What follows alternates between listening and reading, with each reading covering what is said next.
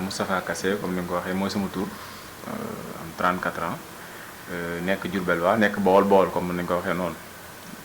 yaroo fii defe suñu lépp fii suñu cursus mën nañ ko jàppee ci li ci ëpp fii lañ ko defee nekk suñu métier itam di jàngalekat ñuy yëngu nag ci wàllu lépp loo xamante ne ni action de développement la lépp loo xamante ni gis nañ ne bi ñu ko defee jëmale askan wi ci kanam ñu nekk ci di ci def suñu kéemtulaay kàttan ba tey fii ñu nekk nii incha allah mbooleem luy jëmale askan wi kanam rek saa bu nekk ñu ngi ciy xëy di ci gont.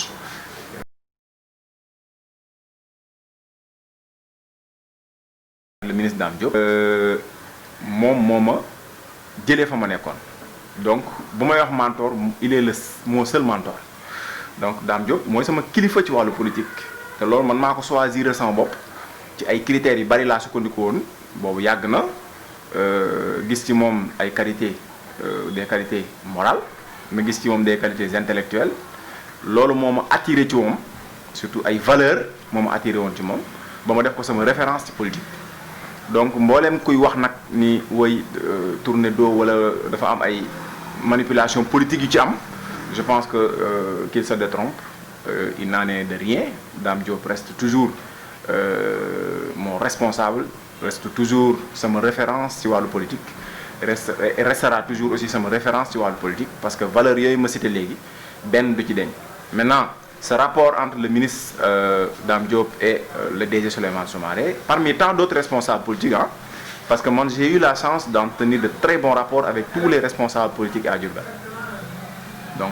je pense que c'est une chance et que loolu permettre nañu aujourd'hui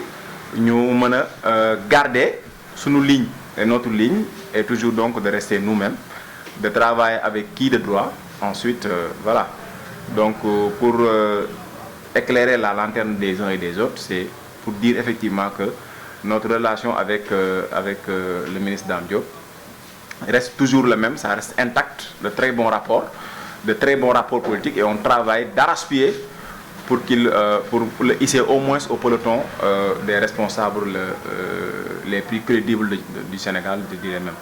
parce qu'il a les qualités, etc. Maintenant, qui dit Dame Diop dit forcément Souleymane Soumaré. Il n'y a aucune animosité dans cette relation. C'est une relation très politique, c'est une relation très huilée. Et je pense que nous, à notre rôle d'ailleurs, c'est de faire de telle sorte que la relation mu atteindre ay objectifs am ba pare mu am ay fruits, porter ses fruits. Donc je pense que d'une manière brève, c'est ça.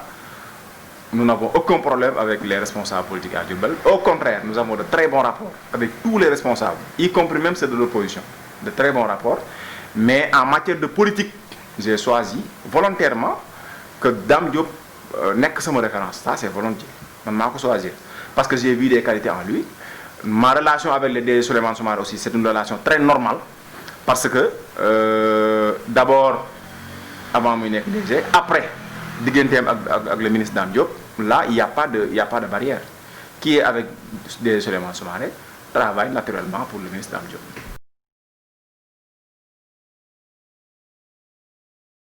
Sama rapport ak le DG Souleymane Soumaré d'abord bi njëkk mooy amical d'abord, ensuite ñu yàgg liggéey ak moom bi ñuy liggéey ak moom ci li ñuy bari xamut mooy DG Souleymane Soumaré liggéey nañ lu yàgg jiitu muy nekk DG. Donc liggéey nañ ci ay cours de vacances yoo xamante ne da ko doon organiser di ko defal askan wi mu tabboon ñu di ci jàppale di ko jàppale lu yàgg. Loolu itam weesu ñu bokk daanaka mën nañ ne koñ bu ñu dëkk. Ñu partagé lu bari mu nekk nit ku baax nit ku gore aussi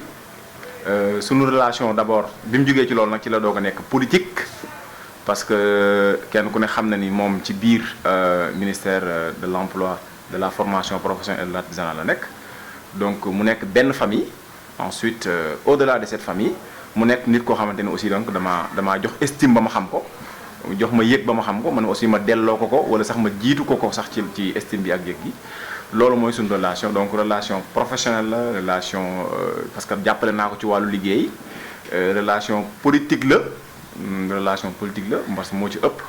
waaye relation la boo xamante ne nii tamit ba mu tàmbalee du parce que dafa nekk DG ba pare suñu relation doo commencé mais bi ñuy seq ay wàllu liggéey di ko jàppalante di jàppalante ci wàllu woowu yaakaar naa ni def na ay at yu bëri nekkagul sax directeur général donc loolu mooy sama diggante ak Souleymane Soumaré.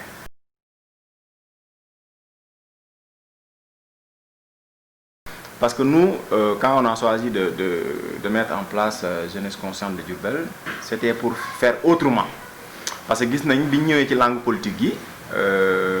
tel ko embrasse aussi parce que gis nañ ni ñi fi nekkoon ñëpp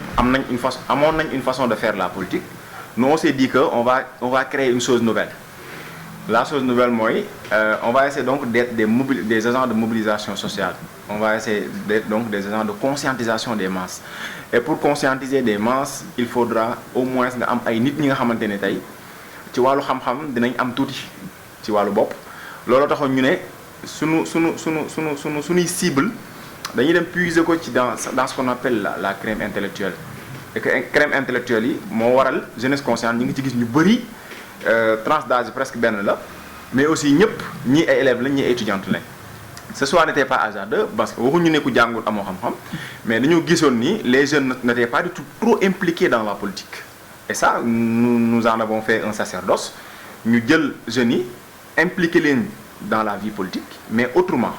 mobilisation conscientisation c'est-à-dire tàggat ay ndaw ba nga xamante ne nii balaa ñoo dem di critiquer kenn dinañ xam d'abord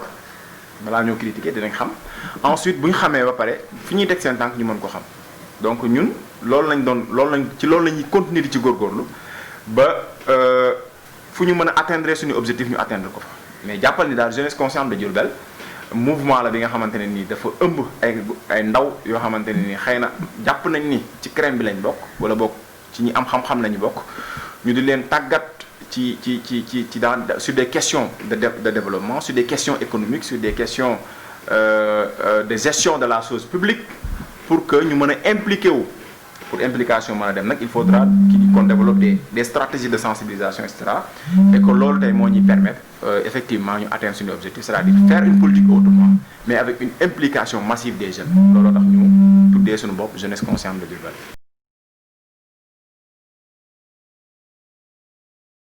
La réponse est toute proche parce que simplement li fi nekk kenn ku ne xam na ni état du Sénégal moo ko fi def à travers Promoville surtout Promoville à travers FERA bi mbooleem réalisation bu nekk Diourbel qui a changé un peu le visage de Diourbel c'est des réalisations qui ont été faites par le président de la République par l'État du Sénégal donc on n'a pas besoin de se poser autant de questions li ñu war a wax mooy ces réalisations émanent de l'État du Sénégal. L'État du Sénégal a changé le visage de Diourbel donc on doit remercier vivement le président de la République. Maintenant pour ce qui est maintenant intoxication yi nga xamante ne moo fi am manipulation politique yi ci am mooy il y a un vouloir de récupération du maire alors que loolu nag moo nekk gàcce gi parce que on ne peut pas t'élire ñu jox la 6 ans jëm ak yow sax 7 ans ñu laaj la réalisation nga def 0 bilan un bilan avec 0 réalisation. C'est ce qu'a fait l'équipe municipale depuis 2014 0 réalisation donc suñu gisee ñoom ñuy langaamu ci des réalisations de l'État je pense que loolu du lu ñuy rafetlu loolu ñaaw la li ñuy exhorter population mooy bu ñu nangu ku leen manipuler éclairage public bi Promoville bi FERA bi ni dëkk bi setee ñu ngi koy balayer chaque jour et cetera ça émane de l'État du Sénégal quand on doit remercier quelqu'un et quand il y a quelqu'un qu'on doit remercier c'est bien sûr le président de la République donc le maire n'en est de rien du tout on lui a donné un mandat dajale suñuy milliards yu bari jox ko malheureusement mu wàcce suñu budget ba ci suuf de un deuxièmement statut de maire boobu ni ñu xamee woon maire nga xam ne nit ku amoon gëdd lay doon extra mu wàcc ko ba ci suuf ensuite 7 ans 0 réalisation et bu kenn jaaxle jërul manipulation tout ce qui est à Diourbel comme réalisation émane encore une fois du président de la République donc c'est l'État du Sénégal qui a changé le visage de Diourbel.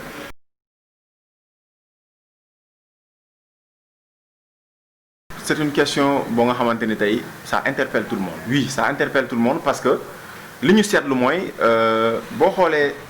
ñiy voté ñëpp ay jeunes lañ plus de 65% des suffrages sont des jeunes qu'est-ce qui se passe mooy jeunes yi ci boppam ñoo nangul jël seeni responsabilités mooy li may wax léegi pourquoi on a voulu être des agents de mobilisation sociale mooy au moins cette jeune doit s'impliquer activement dans la vie de la cité loolu nag mënoo ko def tant que amoo une liberté d'expression quand tu n'as pas une liberté de penser quand tu n'as pas une liberté d'agir loolu doo ko mën donc looloo gën a yokk tax sax suñu politique demee ñun intellectuel am na ay nit ñu am valeur pétri de talent pourquoi pas duñ leen jox destinée mais nag duñ leen ko jox sur un plateau d'argent ou un plateau d'or jeunes yi ci boppam ñoo war a jóg nag jël seeni responsabilités impliqué wu dans la gestion de la chose publique impliqué wu dans la gestion de la cité parce que lépp lu ñuy def soit tu es acteur soit tu subis da ngay actif wala nga passif et je pense que li ñu am ñun ci wàllu démographiquement parlant li ñu am je pense que suñ ko mettre à profil kenn du fi jël benn décision te doon ci boole gis nañ ko ak l'exemple de cette récente équipe municipale aucun conseil municipal n'a moins de 40 ans et je pense que loolu musiba la et pourtant ay jeunes ñooy dem di voter ji est-ce que ñun on doit toujours continuer à être des suiveurs je dis non en tout cas nous notre mission c'est de créer cette rupture là au moins exiger à ce que l'équipe municipale bi nga xamante ni moo fi ñëwaat mu nekk équipe municipale composée au moins de 50% de jeunes et je pense que loolu mën nañ ko réussir ñun ñëpp buñ ci bokkee ànd mën nañ ko réussir buñ ko xeexee te buñ ko xeexee dinañ ko am parce que ñun li ñu bëgg di waxtaan ak jeunes yi à chaque fois duñ leen jox sax des colorations politiques parce que nous avons déjà un candidat à la mairie mais duñ leen wax ci loolu mais li ñu leen wax mooy ñu impliqué wu activement donc ci la vie de la cité en général.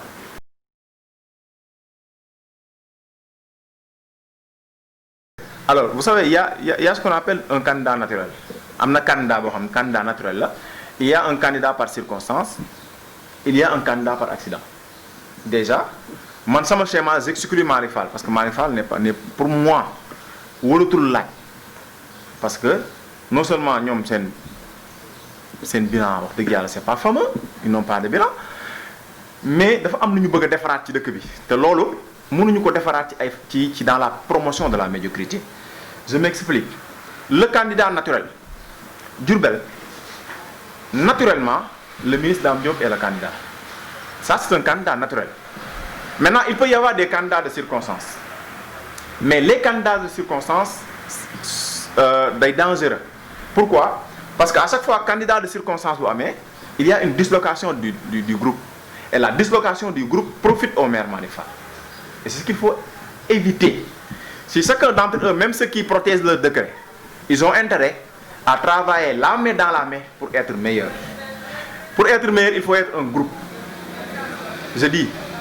Dame est le candidat naturel de la coalition Benno Bokk Yakaar toutefois il a lui l'obligation maintenant de rassembler sa famille politique s'il ne le fait pas il va droit à l'échec ça c'est naturel ça c'est une analyse politique maintenant les autres candidats les autres responsables peuvent effectivement réclamer effectivement cette légitimité d'être candidat mais je dis à rang dispersé ils seront tous massacrés par le maire parce qu'ils n'auront pas de force de tenir parce que au moins lui il est au pouvoir donc ce qu'il faut dire et il faut le dire clairement candidat yi lu ñu bari bu dee Benno Bokk Yaakaar su ñu nekkul benn candidat duñ jàll discours yi aussi dans le discours politique il faut faire très attention de part et d'autre que ça soit du côté du ministre Dame Diop que ça soit du côté du DG Souleymane Soumaré que ça soit du côté du DG Moustapha Gueye il faut qu'il fasse très attention il faut éviter de faire des discours provocateurs Dame mooy seen nangam loolu baaxul ce qu'il faut faire c'est de rassembler en tout cas man particulièrement sama rôle mooy faire de telle sorte que parce que man xajuma ci défaite Malick Fall bu ñu gagné dañoo war a bàyyi politique xajuma ci défaite li ñu war a def mooy qu'est-ce qu'il faut faire maintenant pour rassembler la famille politique c'est-à-dire qu'est-ce qu'il faut faire maintenant pour rassembler l'opposition locale parce que l'opposition locale c'est tout ce qui n'est pas Malick Fall tu es opposition locale nan la ñuy def ba rassembler leen ba nekk benn équipe pour faire face maintenant au maire loolu moom c'est notre rôle te yaakaar naa ne dinañ ko atteindre donc on ne veut pas de candidature plurielle on veut un candidat ba pare union bi derrière ce candidat ça doit être une union sincère bu mu nekk ay woy dinañ ànd mais après on donne des sanctions des consignes de vote sanction. Je pense que loolu aussi bu amaatee bonjour les dégâts, ce sera donc le syndrome rouge de 2014.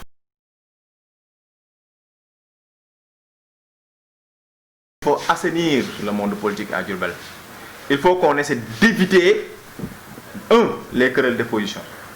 baaxul dañuy yàqal dañuy wàññi. Deuxièmement kenn ku nekk cër bi nga am ñu nangul la ko nangul la ko bi nag mooy ñu accompagner ci mission bi nga xamante ne nii état wala réew moo koy xaar ci yow. Responsable yi bëri nañ trop man je reviens à ça j'ai eu la chance d'avoir de très bons rapports avec sama référence ci wàllu politique du Dame Diop avec sama xarit di wax dëgg yàlla sama ku ma naw aussi ci wàllu doxalin di Souleymane Soumaré mu jox ma ko ma delloowaat ko ensuite bi ci topp mooy le DG Moustapha Gueye c'est mon ami je le dis haut et fort j'ai de très bons rapports avec lui. Le DG Pape Modou Fall aussi j'ai d'excellents rapports avec lui. Le DG Sayo Diop qui boo nga xamante ne duñ toog sax 2 jours yu ñu déggante wut. Je pense que moo tax ma ne man j'ai une position très stratégique te yaakaar naa ne tey su échec amee man je pense que tey am naa ci responsabilité parce que boobaa kon man la ma bëggoon amut. Donc ñun li ñuy wax mooy en tout cas ñu ngi woo tous les jeunes ñu impliqué wu dans la vie de la cité que ñun ba ñu nangoote nag wax dëgg yàlla ñi ñuy jiite ñu nekk ñoo xamante ni ñun sax ñoo leen ëpp xam-xam ñi ñuy jiite bu nekk ñoo xamante ni ñun sax ñoo leen gën a set bu ma nee ñoo leen gën a set mooy nit ki bu la jiitee day fekk mu am réputation bu baax mais bu ñu nangooti aussi tamit n'importe qui du ñu jiite te loolu suñ ko bëggee mu arrêté dañuy dem impliqué wu dans la vie de la cité dañuy dem impliqué wu ci li nga xamante ni mooy xew ci sunu environnement proche ou lointain di lancer waat aussi un appel